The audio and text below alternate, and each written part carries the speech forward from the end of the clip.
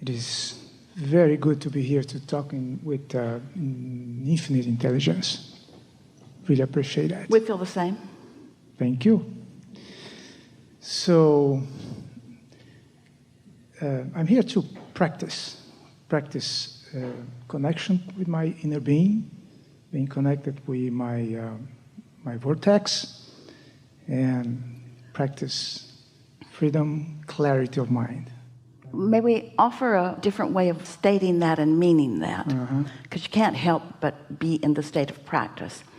But just use the word, I'm here to savor my connection. Savor. I'm here to take pleasure from my deliberate calibration to who I really am. Because sure, it's practice, but why? What's the point of practice? So many people practice to get better, but this is the distinction that we're making with you. They practice to get better because they're hoping for a better game later. So they'll practice so that they can play better later. And we say, there is no later, there's only now. So what are you practicing for? There's only now. So what are you practicing? So rather than practicing for a brighter future, let's savor for the deliciousness of now, which is all there is. Okay. Good point. Yeah. Feeling. She got it. So, after being here last year, and after 10 plus years without talking with my children and my wife, it was easy, very easy, to reconnect with my daughter. Wonderful. She was easy to talk. Now I can play with my grandkids. I know my son-in-law. Wonderful. Doesn't have to take 10 years. Yeah, exactly. You have to want to. Yeah. That's what you told me. Yeah. My ex-wife, the same thing. It was fantastic. Yeah. Why is it? Who changed, them or you? I changed. And that's my question. Who is it? Why is it that my son doesn't want to talk to me? Or is it I that don't want to talk to him? Well, it's a little bit of both, but what it mostly is your awareness that he's not talking yet. I don't feel ready to talk? We wouldn't even say that you don't feel ready to talk. We would say that you're aware that you're not talking. This is subtle stuff. If you were talking, then you'd talk more. But since you're not talking, then you're not talking more. It's the byproduct of offering your vibration in response to what you're doing. And so just by remembering that there was a time when you weren't talking to the others either, and now you are, so let that be the dominant vibration within you. And don't try to make it about what he's doing, and don't be hard on yourself either. Just soften it by saying some things need more time, and all is well here, and things are working out, and is in the process of becoming. And you might even say, if you wanted to be real accurate, he's the one who's the most like me.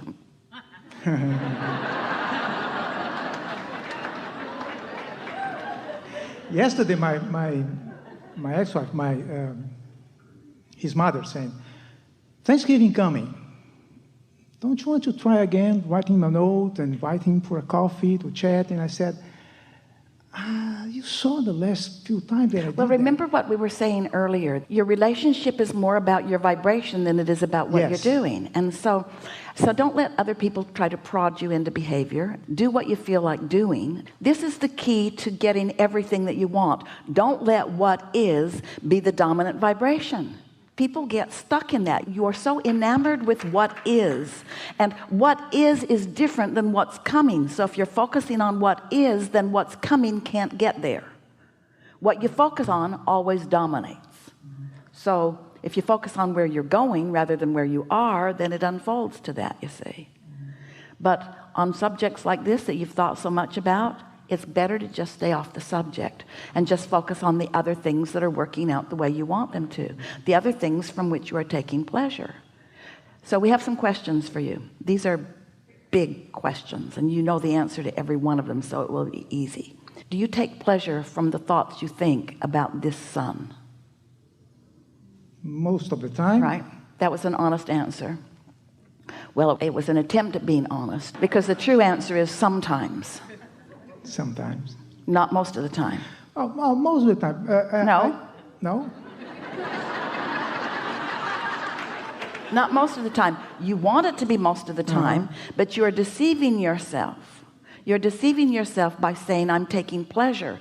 What's happened is you've become accustomed to uncomfortable thoughts. And so you are calling uncomfortable thoughts not so much uncomfortable and more comfortable, but they are not comfortable thoughts. We didn't say, can you endure? We ask a very specific question. Are you taking pleasure? Pleasure is a big word. Pleasure is a word that's calibrated to your source energy. When we say, are you taking pleasure from your thoughts about your son? That's equivalent to saying, are you thinking about your son in the same way your inner being thinks about your son? Most of the time, yes. No, because if that were true, the progress would have already been made, because this has been going on for a while. So there's something that you think you're doing that you're really not doing, and it's really worth having this conversation about. Tell us some of the thoughts that you're thinking about your son. Yeah.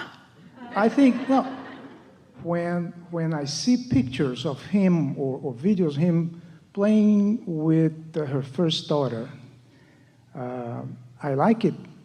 I love it. He's having his life. I cannot assert my willingness, my will to talk to him. We know all of this, and we know that you know all of this, but this conversation that you're giving to us, accurate as it is not a conversation that is evoking pleasure. You're facing reality right now. I can't make it different. We're asking you if you take pleasure from your thoughts about your son. And the answer is no. Not very often. No. And so now we have another really big question for you. Do you believe that you've already done step one and ask for a reconciliation? That's a good question. We're really going back deep, and it's easy for you to find the answer to this. And what we mean by that is, when you know what you don't want, do you know what you do want? And don't you think you've had enough years of knowing what you don't want that you've asked for what you do want? So don't you think the answer to I have asked is unequivocally yes? I have asked. I do know what I want. I do know. Don't you know? Don't you feel like you've asked? Yes. And if you were to put it into words, what would that asking be? Be as general as you can. I want a delicious relationship with this person. And so you've asked. And from what you know about the law of attraction and what we talk about here, do you believe that it's been answered, that there's a vibrational reality where that's already taken place? Do you believe that there's a vibrational reality where you and your son are both cooperative components to this relationship that is eternal between the two of you? Do you believe that? Yes. So step one and step two have happened, haven't they? So then step three is just about you being in the receiving mode. And this is the thing that we want you to hear, all of you. Step three doesn't say, you have to be in the receiving mode about this subject. It just says you have to be in the receiving mode. Did you get that? Because you already asked about this subject and you've already been answered about this subject. Now get off the subject that's keeping you from the receiving mode, and you'll be in the receiving mode, and then you'll get what you want. That's the answer to everything that you want. But as humans, you sometimes think that you have to suffer harder. All those old records are playing, and those records are some of the records that your wife is playing to you. Don't you think you could try a little harder, and don't you think you could reach out a little more, and maybe if you wrote a letter and said this and this and this? That's not what's going on. This is not an action problem. This is a vibrational problem, and all a vibrational problem ever is a habit of thought that keeps going even though it's not in harmony with what you now want. And so when you stay off the subject, you'll let that habit subside. The habit will subside if you'll stay off the subject, because you've got so much powerful momentum about family things coming together going. Did you hear that? Did you hear that? Did you hear that? Whew, that's powerful. So when we say, have you gotten together with your son? We want you to say, who? Who? Now the world would say, oh, Abraham, are you really teaching him detachment? Just verbal detachment, just action detachment.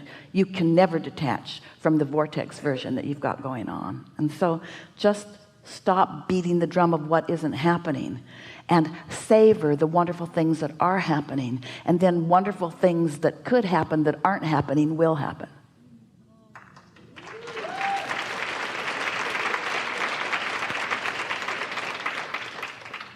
I understand that, and I've been telling my you family. are like a dog on a bone.